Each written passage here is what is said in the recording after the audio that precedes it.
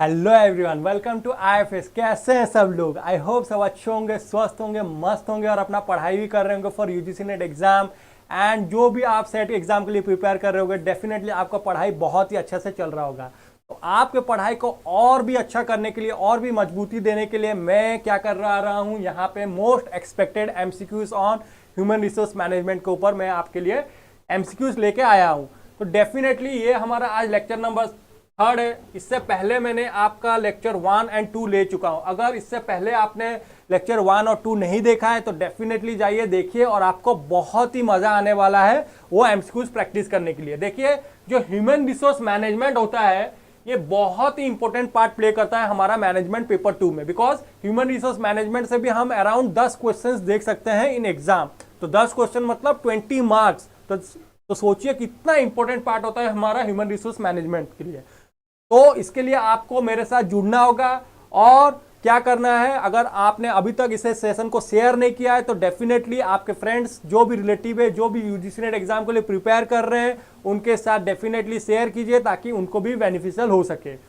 और उसके लिए आपको क्या करना है, हमारे साथ जुड़े रहने के लिए आपको आईएफएस यूजीसी नेट को सब्सक्राइब कर देना है और उसके साथ साथ आपको बेल आइकन को क्लिक कर देना है ताकि इसी तरह का इंफॉर्मेटिव वीडियोस, इंफॉर्मेटिव सेशंस आपको मिलते रहेगा ताकि आपको बेनिफिशियल हो सकेगा फॉर योर एग्जाम।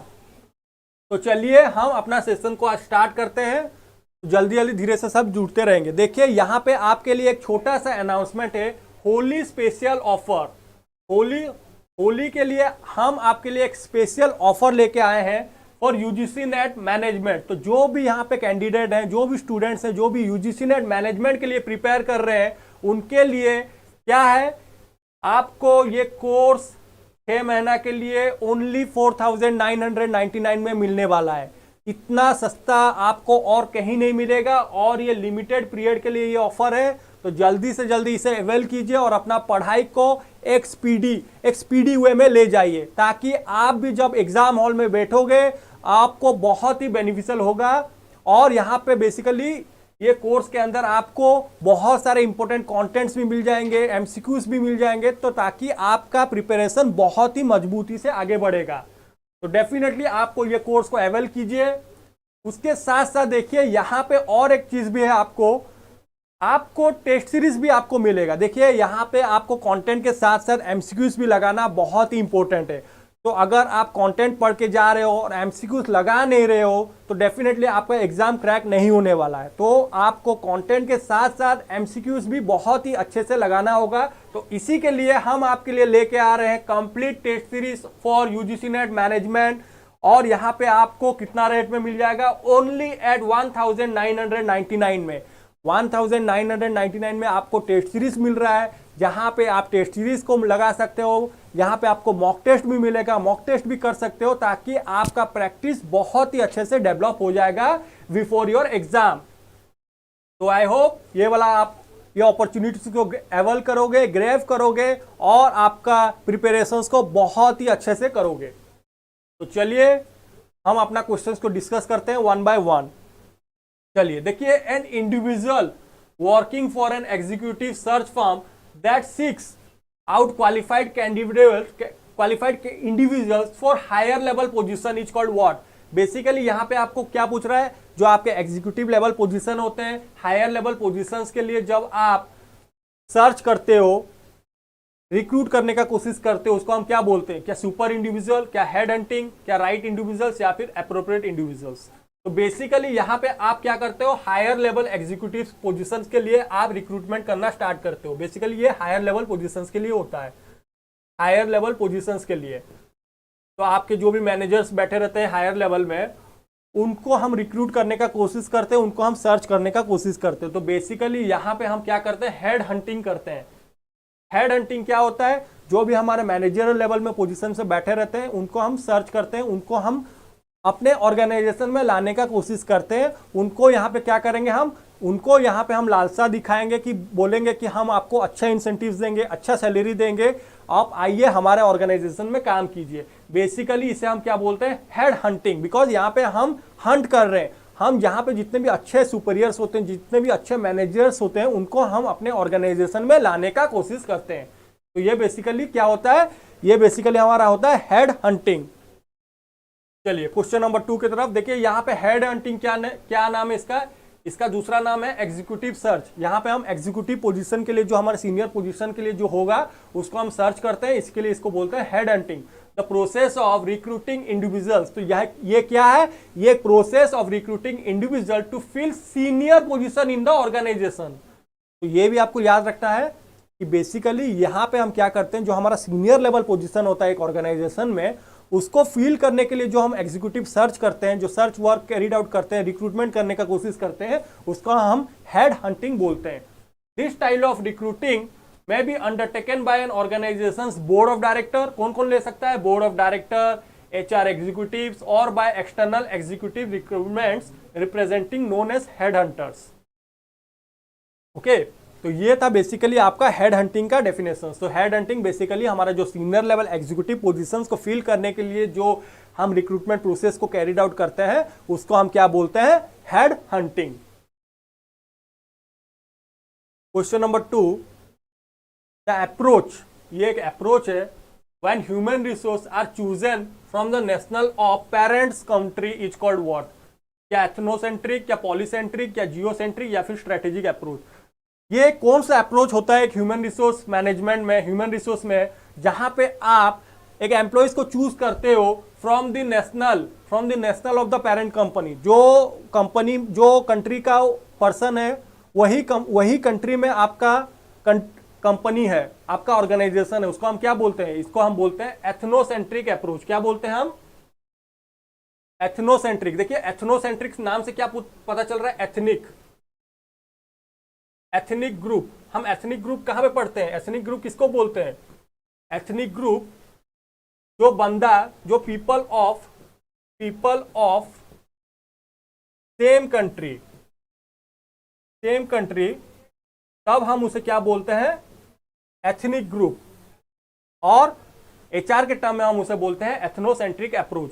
ओके, तो ये था हमारा क्वेश्चन नंबर 2। देखिए when a company follow strategy choose करता है of choosing only from the citizen of parent country to work, parent company मतलब home country to work in host nation. मान लीजिए आपका जो भी ऑर्गेनाइजेशन है वो यूएसए में है, बट आपका सब्सिडियरी कहां पे है, इंडिया में है उसका सब्सिडियरी। बट आप क्या कर रहे हो, आप यूएसए का जो ऑर्गेनाइजेशन होगा, जो यूएसए का जो पेरेंट कंपनी है, यहां पे भी बहुत सारे एम्प्लॉयज काम कर रहे होंगे।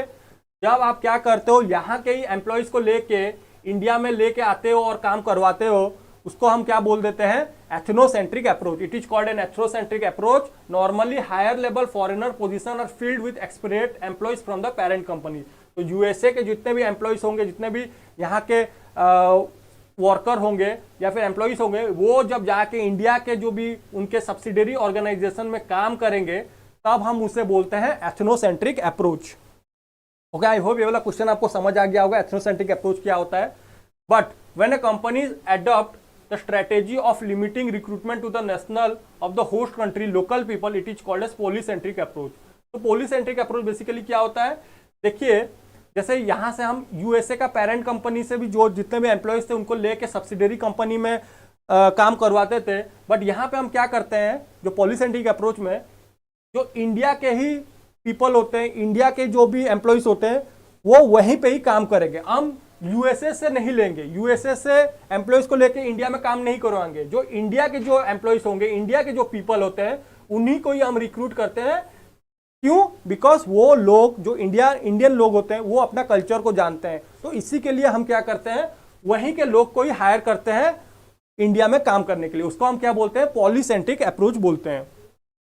उसके बाद when a company adopt the strategy of recruiting the most suitable person for the position available in it irrespective of their nationalities, it is called a geocentric approach। तो geocentric क्या होता है, geocentric में हम ऐसा कुछ देखते नहीं है।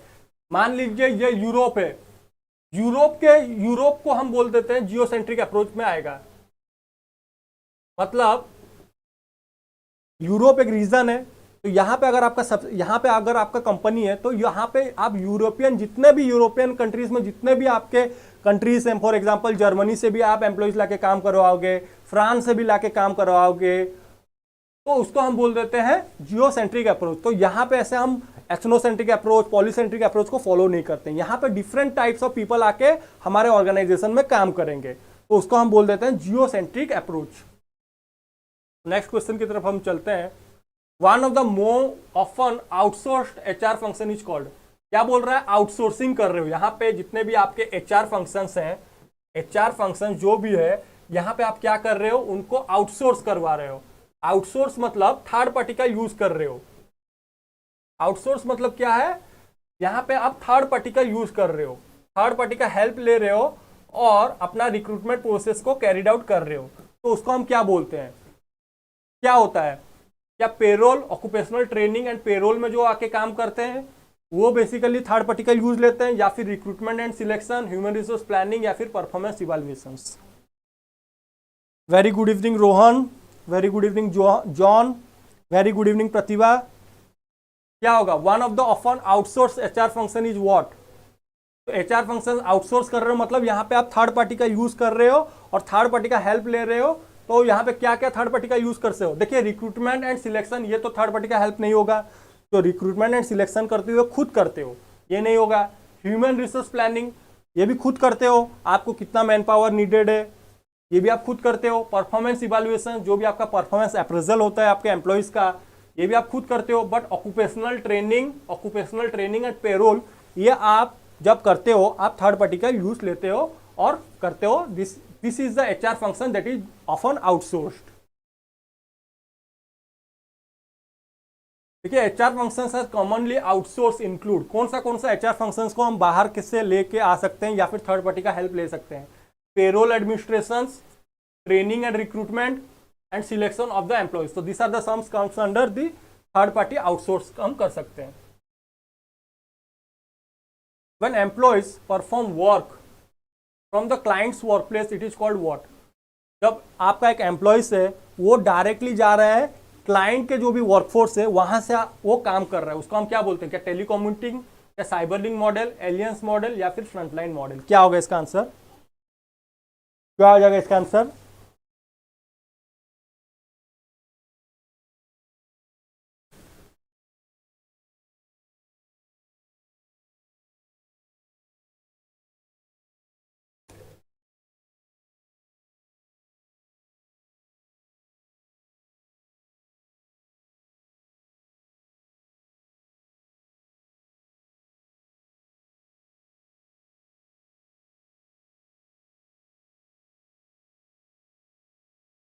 When employees perform work from the client's workplace, वो डायरेक्टली जा रहा है क्लाइंट के वर्कप्लेस से काम कर रहा है, उसको हम क्या बोलते हैं?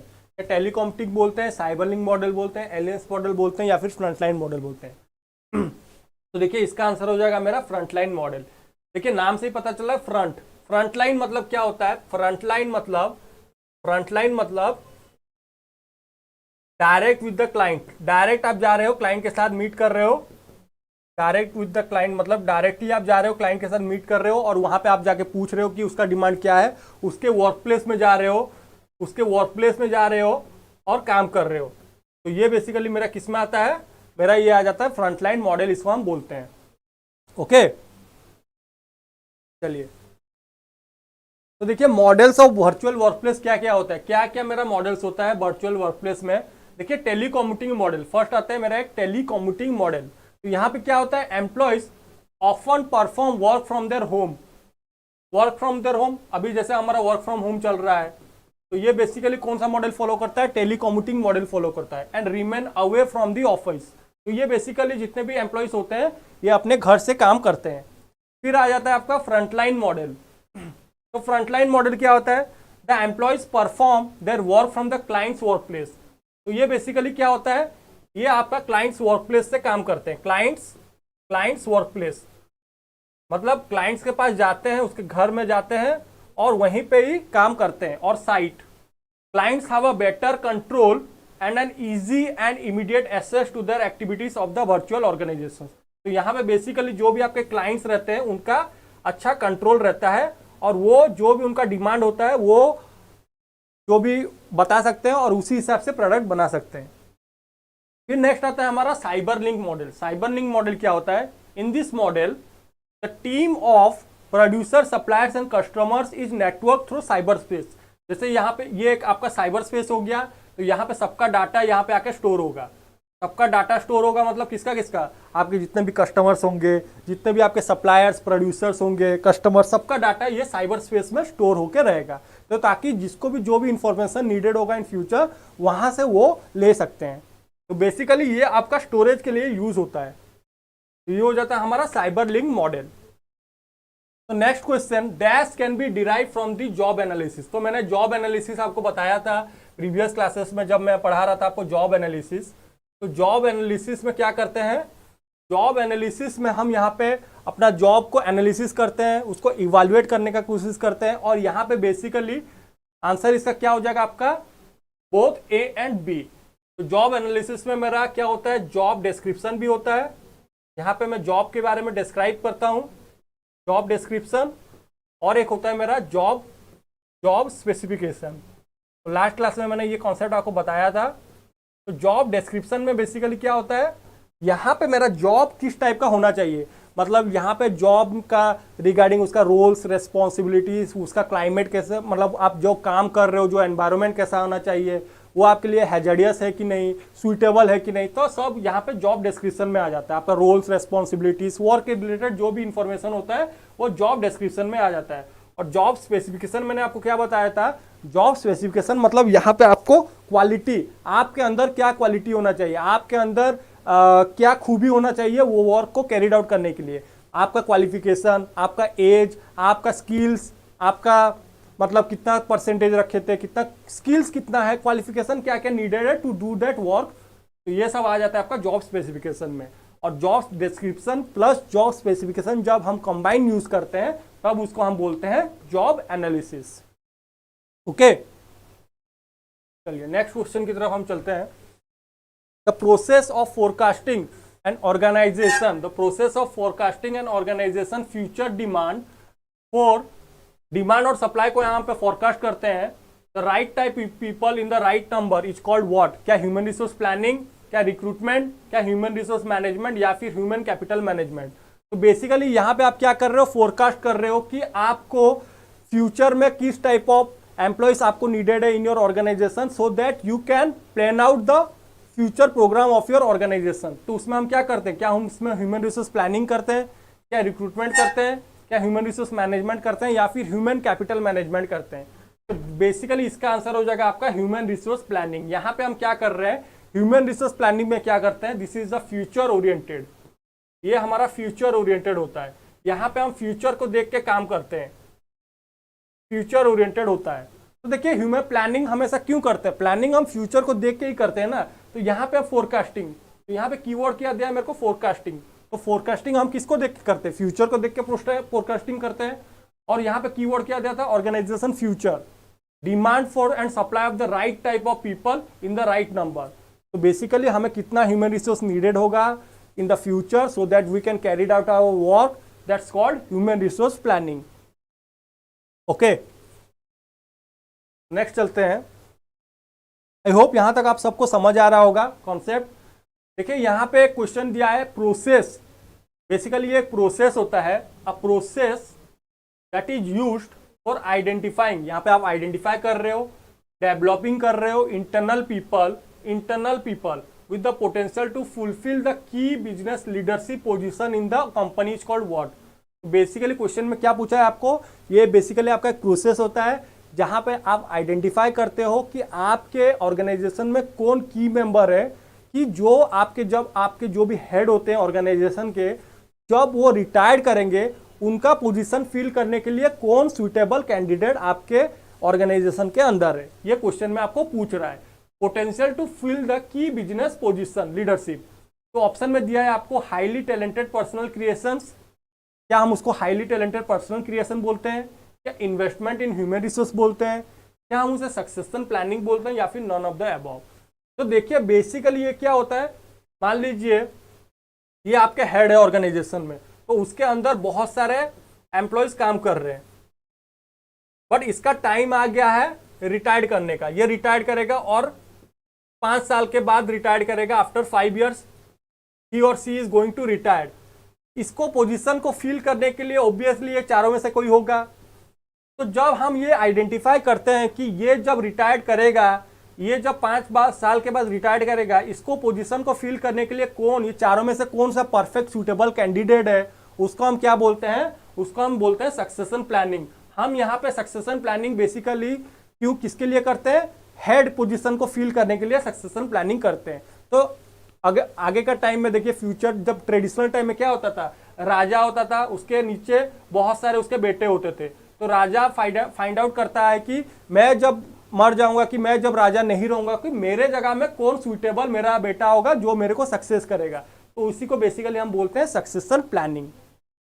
ओके, आई होप यहां तक आप सबको क्लियर हो गया होगा सक्सेशन प्लानिंग क्या होता है। और बेसिकली आपको क्वेश्चन में ये भी पूछ सकते हैं कि जो हम सक्सेशन प्लानिंग करते हैं ये कौन सा पोजीशन को फिल करने के लिए करते हैं।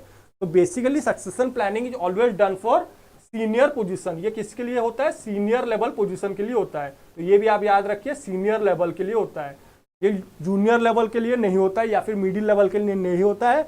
जो भी आपके टॉप हेड होते हैं उनके पोजीशन को फिल करने के लिए बेसिकली सक्सेशन प्लानिंग होता है। ओके, तो ये था सक्सेशन प्लानिंग आपका। देखिए, in dash the interviewer uses preset standardize question which are put to all applicants. यहां पे आपको क्वेश्चन में क्या पूछा है, एक इंटरव्यूअर है, यहां पे आपको प्रीसेट स्टैंडर्डाइज मतलब यहां पे आपको स्टैंडर्ड क्वेश्चंस आएगा, स्टैंडर्ड, वो आपको स्टैंडर्ड क्वेश्चंस पूछेगा और जो भी क्वेश्चन आपको पूछेगा वो सीक्वेंशियल ऑर्डर में पूछेगा, सीक्वेंशियल ऑर्डर। और कीवर्ड क्या है ये क्वेश्चन में, यहां पे प्रीसेट स्टैंडर्डाइज क्वेश्चंस, प्रीसेट मतलब पहले से वो क्वेश्चन का स्टैंडर्ड सेट होके रहेगा। ओके, और यहां पे जो भी वो क्वेश्चन पूछेगा अनबायस्ड रहेगा, यहां पे वो बायसनेस नहीं दिखा सकता है। ओके, और यहां पे स्टैंडर्ड होगा, मैंने यहाँ पे लिख दिया स्टैंडर्ड क्वेश्चन, सीक्वेंशियल क्वेश्चंस रहेगा, सीक्वेंशियल ऑर्डर में आएगा, और यहाँ पे बायसनेस नहीं होगा, अनबायस्ड क्वेश्चंस रहेगा। तो इसको हम क्या बोलते हैं, क्या अनस्ट्रक्चर्ड इंटरव्यू बोलते हैं, क्या स्ट्रक्चर्ड इंटरव्यू बोलते हैं, क्या बिहेवियरल इंटरव्यू या फिर मिक्स्ड इंटरव्यू। देखिए, अनस्ट्रक्चर्ड इंटरव्यू तो मेरा होगा नहीं, बिकॉज अनस्ट्रक्चर्ड इंटरव्यू में क्या होता है, इसका सबका ऑपोजिट मतलब वहां पे आपका स्टैंडर्ड ऑफ क्वेश्चंस का स्टैंडर्ड नहीं होगा, वो अनस्टैंडर्ड वे में रहेगा, प्रॉपर वे में अरेंज नहीं हुआ होगा, वो कहीं से भी आपको क्वेश्चंस पूछ सकते हैं। बट जो भी आपका स्टैंडर्ड क्वेश्चंस होता है वहां पे स्ट्रक्चर्ड वे में अरेंज होता है, वो आपको वहां पे बायसनेस नहीं आएगा। तो इसका आंसर मेरा क्या आ जाएगा, स्ट्रक्चर्ड इंटरव्यू आ जाएगा। तो स्ट्रक्चर्ड इंटरव्यू जब भी आपको क्वेश्चन में आता है तो हमेशा याद रखिए वो स्टैंडर्ड ऑर्डर में अरेंज हुआ होगा, वो एक सिक्वेंशियली वे में अरेंज हुआ होगा, और वो अनबायस्ड होगा। अनबायस्ड मतलब यहाँ पे वो पार्शियलिटी नहीं कर सकता है कोई भी एप्लीकेंट्स के साथ। बट अनस्ट्रक्चर्ड में ये सब हो सकता है, ये सब ऑपोजिट ऑफ स्ट्रक्चर्ड। ओके, तो नेक्स्ट क्वेश्चन की तरफ हम मूव करते हैं। देखिए यहां पे क्वेश्चन नंबर 9, यहां पे आपको पूछा है dash occurs when an interviewer जजेस an applicants entire potential for job performance on the basis of single traits. Keywords देखिए, on the basis of single traits such as how the applicants dresses और talks, उसको हम क्या बोलते हैं। देखिए question में क्या पूछा है, एक इंटरव्यूअर है, वो आपको जज कर रहा है, जज एन एप्लीकेंट्स एंटायर पोटेंशियल, वो आपका पोटेंशियल को किस हिसाब से जज कर रहा है, on the basis of single trades, आपका एक सिंगल ट्रेड्स को देख के वो आपको जजमेंट दे रहा है कि वो बंदा कैसा होगा। Such as how the applicant dress, वो आपको ड्रेस, आपके कहने का, आप कैसे बोल रहे हो, आपका टॉकिंग स्किल्स कैसा है, वो एक सिंगल ट्रेड्स को देख के वो जजमेंट प्रोवाइड कर रहा है। तब वो इंटरव्यूअर को हम क्या बोलते हैं, क्या वो स्ट्रेस प्रोड्यूसिंग इंटरव्यू है, क्या हेलो इफेक्ट है, क्या अनस्ट्रक्चर्ड है, या फिर नॉन ऑफ द अबव। क्या होगा इसका आंसर। देखिए ये सब आपके सेट स्टैंडर्ड के क्वेश्चन है, जो भी सेट एग्जाम के लिए प्रिपेयर कर रहे हैं for UGC net for management and also for UGC net के लिए भी अगर जो भी प्रिपेयर कर रहे हैं तो definitely this questions are going to be beneficial for them. क्या होगा, बेसिकली हम उसे बोलते हैं हेलो इफेक्ट। क्या बोलते हैं, हेलो इफेक्ट क्या होता है, हेलो इफेक्ट जो क्या आता है, जब एक इंटरव्यूअर, जब एक पीपल को हमको मेजर करते हैं, उसको हम जजमेंट प्रोवाइड करते हैं on the basis of single characteristics, उसको हम बोलते हैं हेलो इफेक्ट। ओके, उसका ड्रेस का स्टैंडर्ड कैसा है, वो कैसा बोल रहा है, उसी को देख के हम उसको जजमेंट दे देंगे कि ये बंदा अच्छा है कि बुरा है। तो जब हम एक ही कैरेक्टरिस्टिक्स, एक ही ट्रेट्स को देख के जब हम अपना जजमेंट प्रोवाइड करते हैं, तब उसे हम बोलते हैं hello effect. Okay, I hope यहां तक आप सबको क्लियर हो गया होगा।